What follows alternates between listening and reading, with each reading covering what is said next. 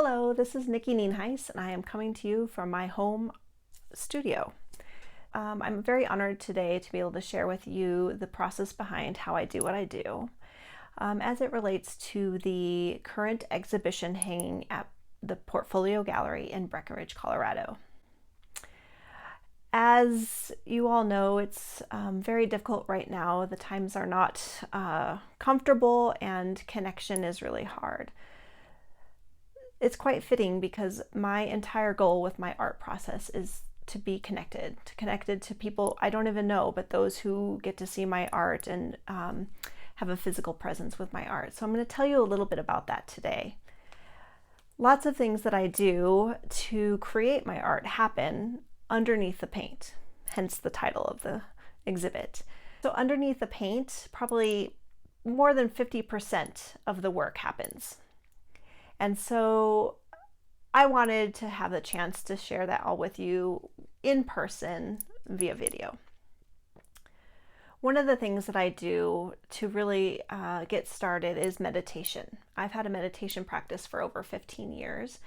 And after I'm done meditating, I like to do stream of conscious writing. And sometimes that happens, sometimes it doesn't. And then I'm just in contemplation. And so I say either I've done meditation and then contemplation.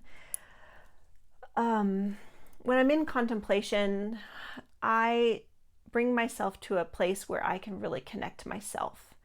There are a couple of things that can happen. I can start writing, I can start doodling. I really enjoy doing things like burning Palo Santo, which is a wood from South America. And when burnt, it brings off this glorious, maybe here, scent. And I will actually take this and rub it under my paints and bless my brushes. I'll even take it and I will write on my pieces. So it really gets instilled in part of what I do. And so like I said, under the paint, there's so much that happens before those first layers of paint go on. And all of this is done really in an effort to connect to myself. It's a healing process. It's a way of thinking deeply about what's important to me. Those things transfer onto the surface before I even know what I'm going to do. And I call myself an intuitive painter because I don't start with a reference photo. I don't paint what I see. I really just paint what I feel. And that comes from an intuitive process that I've learned over the years. I've been doing this for 15, 20 years. So I respond to color, nature, emotions, what I'm feeling inside of myself. And that is my personal process of healing and joy. And what I really hope is that I can bring that same feeling through the artwork to you so that we can be connected and be one in a sense of love and healing and friendship. So as times are really hard right now, I think I'm so grateful that I get to do this and tell you about these things because I believe that art is good for us right now and art is healing and helpful. And whether you're able to find art in your life through virtual tours of all the museums or Portfolio Gallery, just take a look because art can bring you joy. So I'm going to have the opportunity to share with you some pieces from my current exhibit. And I'm going to share a couple pieces that really let me explain my process and a little bit of the story behind them. So we'll start with the first one. The first one is called I Am Not Woke. And I am not woke is kind of a weird phrase, but it came after meditation when I was considering that I'm not fully conscious. To be fully conscious is about understanding the truth of everything. And so maybe I should have said I am waking, but under the paint of this one says all those words. There's some pictorial graphics of being strong and feeling aware and enlightened. But this one really also has a great story about how I laid down the process.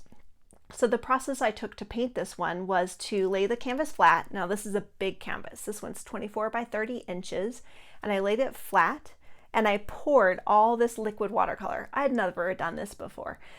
Liquid watercolor all over, making sure the colors didn't mud, but just like playing with how I felt and what colors felt right.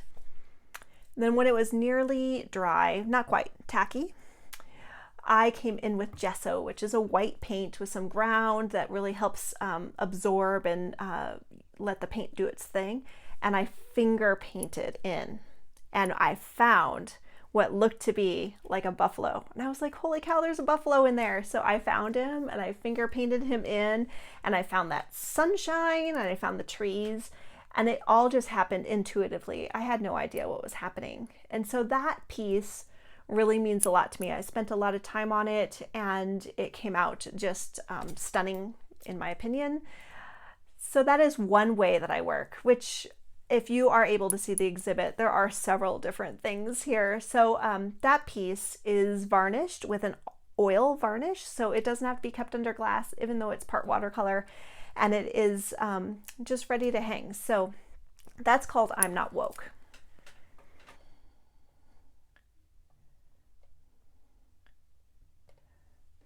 The next piece I'm going to tell you about is called Confidence.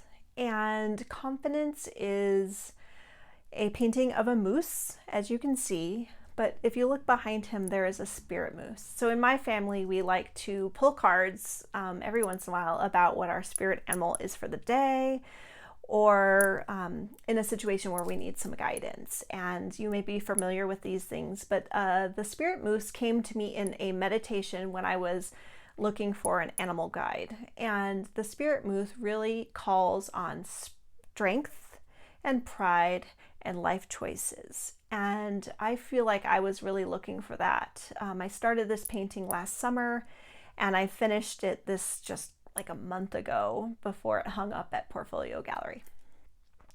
In it, I wrote a ton of words about what moose symbolism means.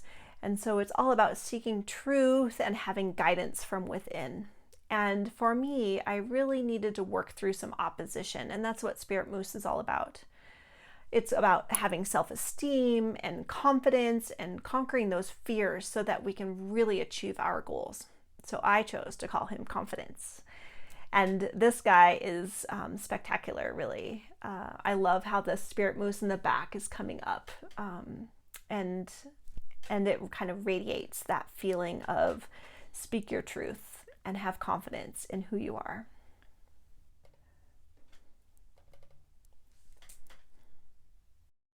The next one I'm going to talk about is called Walk. And honestly, this is one of my favorite paintings ever. I think it's because I really let myself be open. And it started out with a underwriting by the poet of Rumi. And the writing says that it's your road, and it's your road alone. Others may walk it with you, but no one can walk it for you. Isn't that nice? Yeah. So I wrote that, and then I started just laying down texture. So I really feel like what's important to me about painting is texture. I maybe should have been a sculptor, but these pieces all have lots of things to touch, and I'm one of those artists where I don't mind if you touch the pieces. Don't tell your kids that, though. So this one has lots of different variances of texture underneath, and it also has some like charred charcoal on it. And what I did was I just kept laying down different pieces of it over and over, and then turning it 90 degrees every time. And the result turned out like this, and I'm really, really proud of this piece. It means a lot to me, and the message, of course, no one can walk it for you, means a lot for me as well.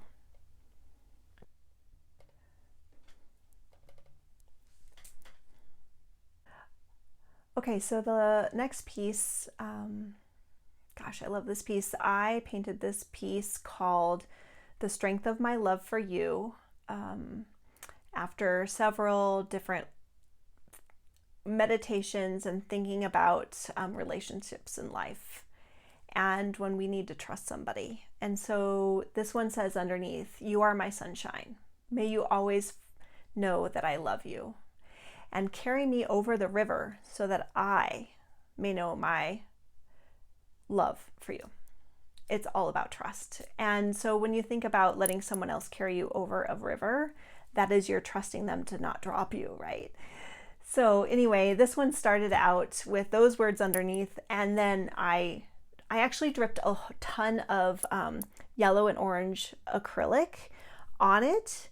And then after the acrylic was laid down, I laid down glass bead, which I have in several of my products. And that glass bead, it has a really cool texture, and you can either paint on top of it or just leave it, and it shows clear, and it'll show the color underneath. I love it.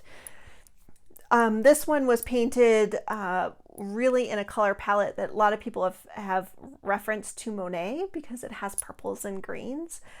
I just love to start with like a color palette on my easel. So I'll mix and mix and mix paints, and then I will take the paint and I will apply it, and the scene comes to me. And so when you think about the colors in this one with purple and yellow and green, it's very soothing, and it also makes you contemplate where you're at because it has a bit of that landscape feel. So this one called "The Strength of My Love for You" has become another one of my like pieces where I know that I am moving forward on something really spectacular.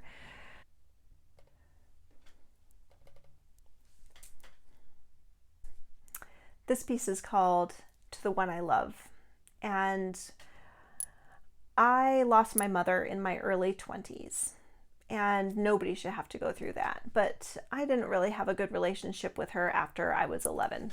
I lived with my father, and we were quite distant. But over the years, as I've become a mother myself and have learned to forgive her through all this meditation and contemplation, this piece really, really spoke to me. And as I created it with words and words and words of those feelings underneath, I painted and painted and painted. And as I got towards the end, I realized that I really wanted to talk to her. So there's a section in this painting where I write above the paint. So not only is it under the paint, but it's also above the paint on this one. And there is a letter to my mother.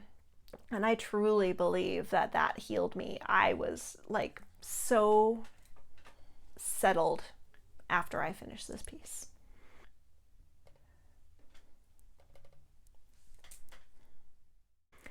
So as you can see, art and creating can really help you process these feelings.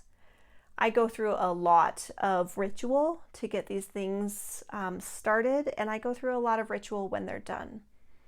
And I really hope that my artwork will connect with folks at a time when connection is so very important. So I hope that this information has helped you, and that you will get a chance to see them in person. And if not, just know that any art that you see has a story and has a feeling, and there's a connection. Because when you buy original art, you are buying those pieces of that person who created it. You're buying their emotions and their feelings, and you are connecting with them in such a personal way. So